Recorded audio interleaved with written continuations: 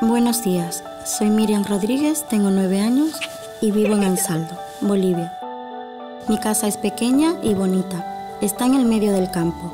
Duermo con mis papás, mi abuelita y mis 3 hermanos. Por las mañanas, antes de que salga el sol, nos levantamos y ordeñamos nuestras cabritas. Me aseo, agarro un poco de pan y quesillo y salgo corriendo para la escuela. Como vivo muy lejos, camino con mis hermanos algo más de 1 horita. Por el camino me voy encontrando con niños y niñas de otras comunidades. A veces tenemos suerte y montamos en algún camión que nos acerca a la escuela. Mi nombre es Antoine Bendimos, tengo 11 años y vivo en Bafia, Camerún. Este año estoy muy contenta porque en la escuela han traído muchos libros que compartimos entre todos. Además tenemos baños nuevos y una fuente de agua.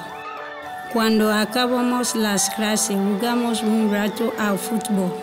Luego nos acercamos al centro social para hacer los deberes con los voluntarios. Y me voy corriendo a casa. De camino recojo leña para ayudar a mi madre con el fuego para cenar. Me llamo Denali Kumar, tengo 11 años y soy de la India. Entre semana vivo en un internado porque mi casa está en el bosque, muy alejada de la escuela. Al terminar las clases al mediodía comemos. Siempre hay arroz con garbanzos o soja. La verdad es que las cocineras preparan una comida muy rica.